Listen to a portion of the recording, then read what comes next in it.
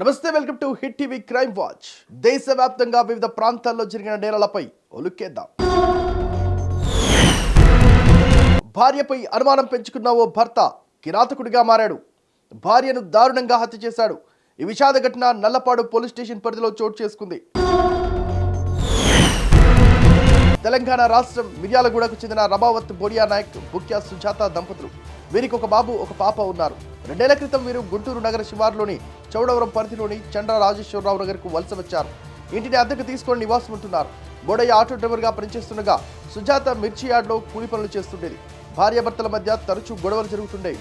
భార్యపై అనుమానంతో బోడయ్య ఆమెను ఎప్పుడూ కొడుతూ ఉండేవాడు. 4 రోజుల క్రితం బోడయ్య అమ్మవారి మాల ధరించాడు. సుజాతపై మరింత అనుమానం పెంచుకున్న బోడయ్య ఇటీవలే మళ్లీ ఆమెతో గొడవపడ్డాడు. దీంతో రాత్రి సమయంలో బోడయ్య తాను ధరించిన మాలను తీసి ఇంటికి వచ్చాడు. ఫలితంగా భార్యాభర్తల మధ్య మళ్లీ వాగ్వాదం జరిగింది. ఈ సమయంలో తీవ్ర ఆవేశానికి లోనైన బోడయ్య సుజాత మెడకు చున్ని చుట్టి కత్తితో పొడిచి హత్య చేశాడు. అనంతరం బంధువులకు ఫోన్ చేసి తన భార్యను హత్య చేసినట్లు చెప్పి ఆటోతో సహా పరారయ్యాడు. స్థానికుల సమాచారం మేరకు ఘటనాస్థలికి చేరుకున్న పోలీసులు వివరాలు సేకరించారు. ఆధారాలు సేకరించి కేసు నమోదు చేసి దర్యాప్తు చేస్తున్నామన్నారు. మృతదేహానికి జీజీహెచ్లో పోస్ట్ మార్టం నిర్వహించి బంధువులకు అప్పగించారు. కట్నం డబ్బులు ఇవ్వలేదంటూ ఓ వ్యక్తి తన భార్యను మానసికంగా హింసించాడు. ఆమెకు నరకం చూపించాడు. ప్రతిరోజు వేధింపులకు గురి చేశాడు. నరకానికి తట్టుకోలేకపోయిన ఆ మహిళ ఆత్మహత్య చేసుకుంది. ఈ లోకాన్ని విడిచిపెట్టిపోయింది. దీంతో కేవలం 21 ఏళ్లకే ఆమెకు నిండు 100 ఏళ్లు నిండాయి. ఆత్మహత్య చేసుకునేలా ప్రేరేపించిన సంఘటనలో భర్త Zakki ప్రసాద్కు Proddatur second ADJ court యావజ్జీవ కారాగార శిక్ష విధించింది. ప్రొద్దుటూరులోని 2 టౌన్ పోలీస్ స్టేషన్ పరిధిలో బెనగలూరు మండలం కొత్తపల్లికి చెందిన వెంకట నరసమ్మ యానాదయ్య కుమార్తె రాజేశ్వరికి 2010లో అదే మండలానికి చెందిన వ్యక్తితో వివాహమైంది. అయితే భర్త తాగుడుకు బానిస కావడంతో పెద్ద మనుషుల సమక్షంలో విడాకులు తీసుకొని విడిపోయారు. కొన్నేళ్లు గడిచిన తర్వాత రాజేశ్వరి ప్రొద్దుటూరులోని ఆదర్శ కాలనీలో ఉంటున్న తన అమ్మగారింటికి వెళ్ళింది. ఈ క్రమంలో అదే వీధిలో ఉంటున్న జక్కీ ప్రసాద్ అనే వ్యక్తితో పరిచయం ఏర్పడింది. ఇరువురు ఇష్టపడి పెళ్లి చేసుకోవాలని నిర్ణయం తీసుకోగా అందుకు పెద్దలు అంగీకరించారు. పెళ్లైన 3 నెలల తర్వాత కట్టకాలుగల కింద మాట్లాడుకున్న 5 తులాల బంగారును ఇచ్చేలా పెద్దలు మాట్లాడుకున్నారు.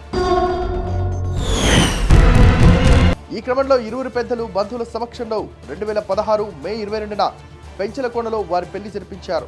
3 నెలల తర్వాత పెళ్లికి ముందు మాట్లాడుకున్న కట్నం డబ్బు ఇవ్వాలంటూ భర్తతో పాటు కుటుంబ సభ్యులు ఆమెను వేధించసాగారు. రోజులు గడుస్తున్న కొద్దీ ఆ వేధింపులు ఎక్కువయ్యాయి. వారి వేధింపులను భరించలేని రాజేశ్వరి అదే ఏడాది జూలై 7న సాయంత్రం ఇంట్లోకి వెళ్లి ఉరివేసుకుని ఆత్మహత్య చేసుకుంది. తల్లి వెంకట నరసమ్మ ఫిర్యాదు మేరకు 2 టౌన్ పోలీసులు కేసు నమోదు చేశారు. అప్పుడు డీఎస్పీ పూజిత నీలం ఆధ్వర్యంలో నిందితులను అరెస్ట్ చేసి రిమాండ్కు తరలించారు.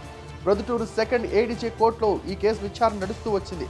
తుది విచారణలో భాగంగా నేరం రుజువు కావడంతో ముద్దాయి జక్కీ ప్రసాద్కు యావజ్జీవ కారాగార శిక్షతో పాటు 1.50 లక్షల జరిమానా విధిస్తూ second ADJ court judge GS Ramesh Kumar తీర్పు వెల్లడించారు. ఈ కేసులో ఏత్రిగా ఉన్న ముద్దాయి కోర్టుకు హాజరు కాకపోవడంతో నాన్ బెయిలబుల్ వారెంట్ జారీ చేశారు. ఈ కేసులో సరైన సమయంలో సాక్షులను కోర్టుకు హాజరుపరిచి ముద్దాయిలకు శిక్ష పడేలా కృషి చేసిన Proddatur rural head constable A Nagaraju, 3 town head constable K Brahmaiah, 2 town head constable M రామంజనేయులతో పాటు కేసును పర్యవేక్షించిన 2 టౌన్ సిఐ ఇబ్రహీంలను జిల్లా ఎస్పీ సిద్ధార్థ్ కౌశల్ అభినందించారు. ఆర్థిక ఇబ్బందులు, కుటుంబ కలహాలు ఓ మహిళ ప్రాణం తీశాయి. ఆత్మహత్యకు ప్రేరేపించాయి. జీవితంపై విరక్తిని కలిగించాయి. దీంతో ఆమె చీరతో ఉరివేసుకుని చనిపోయింది. కేవలం 19 ఏళ్లకే లోకాన్ని విడిచి వెళ్లిపోయింది. కర్నూలు నగరంలోని కొత్తపేటలో రామాలయం దగ్గర నివాసం ఉంటున్న 19 ఏళ్ల బోయ మహాలక్ష్మి ఇంట్లో ఉరివేసుకుని ఆత్మహత్య చేసుకుంది. జూపాడు బంగ్లా మండలం తంగడ్డంచి గ్రామానికి చెందిన ఈమె తల్లిదండ్రులు చనిపోవడంతో సాయిబాబా సంజీవ్ నగర్లో ఉంటున్న అవ్వ భవానమ్మ వద్ద పెరిగింది. కొత్తపేటకు చెందిన అబ్దుల్ గనిని ప్రేమించి 2 ఏళ్ల క్రితం పెళ్లి చేసుకుంది. వీరికి 8 నెలల కూతురు ఉంది. భర్త చికెన్ పకోడీ బండి పెట్టుకుని కుటుంబాన్ని పోషిస్తున్నాడు. కుటుంబ కలహాల కారణంగా వీరు 4 నెలల క్రితం వేరు కాపురం పెట్టారు. ఆర్థిక ఇబ్బందులతో పాటు కుటుంబ కలహాలతో మహాలక్ష్మి మనస్తాపం చెందింది.